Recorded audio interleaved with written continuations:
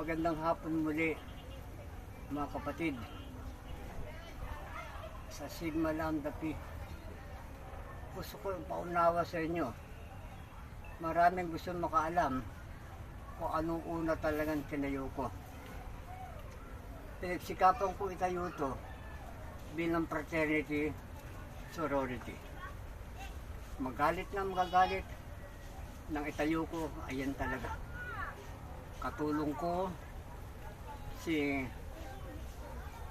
Jerry Silvestre, malalay sa amin si Sammy Data at Maximo Iglosio. Ang lumalantad ng pahabol na Sunny Cabalda na co-founder ko, mawalang galang na po. Kung po ay magagalit, wala po ko alam dyan. Ang alam kong katulong sa pagtayo ko, sinikap kong matayo ang Sigma Lambda Pi Fraternity Sorority sa 3 taong yan. Kaya po panghuling pagsasarado ko ng aking pagsalita. Sana nakontento na sila sa gusto nilang malaman. Wala na akong buburatin pamuli.